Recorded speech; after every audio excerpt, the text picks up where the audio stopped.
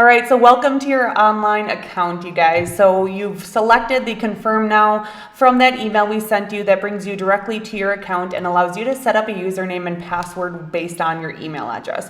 So we're gonna call this the Participant Resource Center. It's gonna say welcome to your dashboard. It's got our event information. The first thing that I'd like you to do is check out your company information. Now, it is company information, but it really is truly the participant information. So whether you're a show car, camping, Car Corral, or swap, the company information is going to be what you need to verify that your address and information is correct so we can mail you your mirror hangers and your wristbands. So that'll be done in the system as well, but you can always edit it right here. As you can see, the different flyaways are really nice to look at. The second thing you're going to see is select your space. Right here is my test account. I have BP17 and AN90. And what I'm going to be doing, guys, is writing that down on a piece of paper. Look at that, BP17 and AN90. If you click on these links, it's just going to take you to where it is on the map, which is great. If you do have spaces that are far apart, it'll tell you where to go. So that is really nice, and that's where we're going to go next. But the participant resources is going to be on the right side. It's going to have your invoices when you finish a contract, which is selecting your spaces and paying, but it also has our basic information that you can always refer back to. So of course, no pets are allowed on the Iola Car Show grounds. We have our official rules for the vendor, camper, Car Corral. There's a show car rules, campground, all the things that you need to know before you go are going to be in this area as well. So we'll continue to update them. The list can get long and you can always keep dragging down, and we'll keep adding more or letting you know when we add more to that area. So the whole point is to get started with selecting your space. Right now, all your spaces are on hold until March 1st, at which time, if they are not paid for, we will remove them from your account.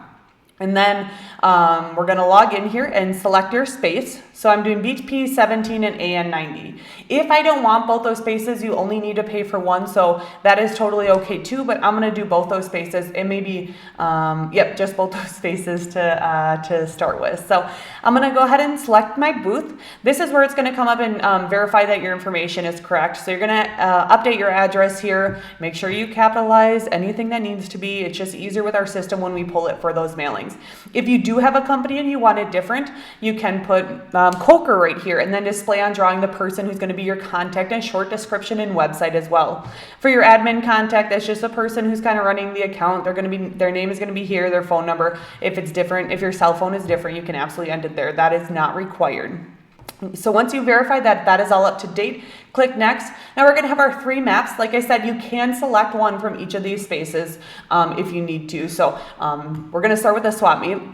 I'm going to click on that right away, you guys. It does take a while to load, so it worked fast today. So it really depends on your connection and if you've been in it before. When I first tried to do this video, it did take a very long time. So the first one I'm going to do is AN90. So I have it written down. It doesn't take you right to it. You can also not search it in the vendor list until you have a paid for space. So you're not going to be over here. I have the Gates and the A&W food stand. So your space is not going to be listed as a vendor until it is paid for. So on hold booths, what is yours right now is not going to be listed there. So I'm just going to scroll in slowly. We do recommend a desktop or laptop computer and not your mobile device, not your phone, not your tablet. It is just so much easier to do it on the computer with your scrolling and all that. So we're at AN. Let's scooch over here. All right, there's my test. So this is mine, AN90. I'm going to click and add it to the cart. Pretty simple as that. So I'm going to rent another booth because I have 2 booths, but I'm going to show you guys. So adds it to my cart. Look at how nice it shows right there. It shows it in red. I'm going to minimize that. If I go to try to add mics, it's going to tell me not to because I don't have access to that site. So definitely you can try it. It's not available. So I have that AN90 and then BP17 is down in the other corner. Let's go down there. BP17, I see the test there. There we go. I'm going to add it to the cart.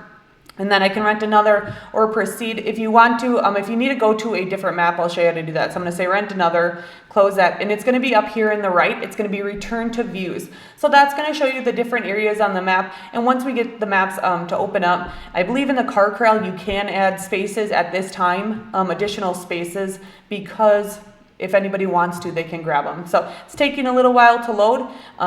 So if you see that there is a blank space, that is where you can click on. It is not held for anybody, and you can certainly do that. We've got a test one, Julie, right here, but I want to be by my friend Julie. I see CK2 is open. I'm going to go ahead and rent that as well. So just a little tidbit of information. Again, you can do the same thing. We'll rent another.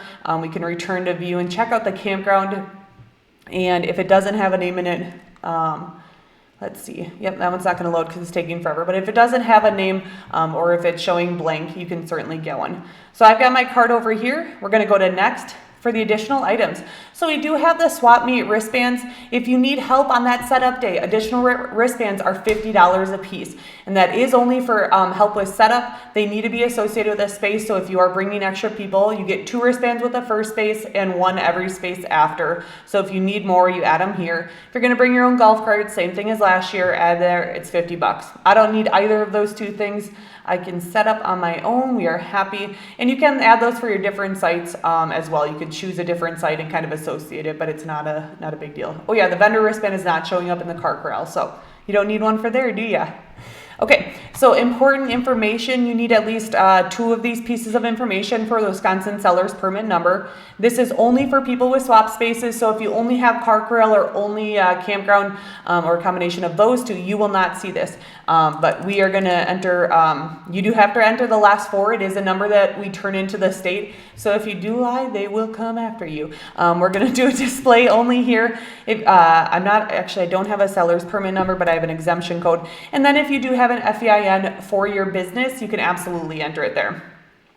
I have selected a booth in the swap meet area, so I'm gonna change that wording there, but this area is limited to vendors, business, sales reps primarily selling automotive items. So this is your agreement that you are selling automotive items. If you are not, you should be in the flea market area, and that's rows A through H. So. All right, here is our long list of our rules.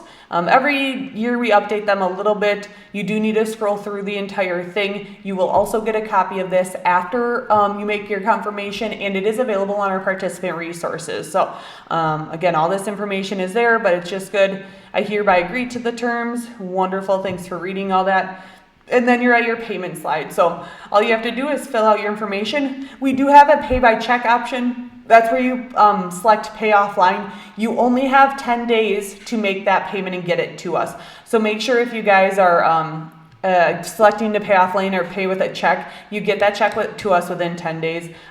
Mail is pretty iffy and it does remove you from the system. So I'm going to select that just so I don't have to do that. There we go. Alexandria is my full name, not that it matters. And I am Allie from Iola. Is that a good title? There we go. Alrighty, so I've got all my listed information there. I've got my information, and I'm going to go ahead and select finish. And we pop on out. It's purchasing for me. Awesome. So my purchase was successful. Right here, it says pay offline. Your mailed payment must be within 10 days.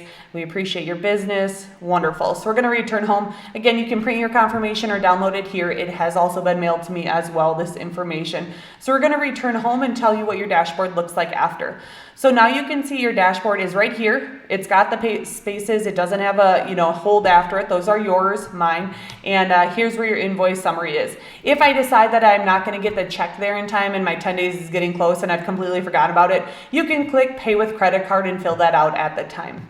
So that's all you need to do to reserve your spaces from last year. You can also update any directory information content if you want that for the online system. This map, once more populated, will be available to the public. So these are absolutely things you can update and address if you'd like. Pretty simple. I appreciate you guys hanging in, and good job. Let me know if you have any questions.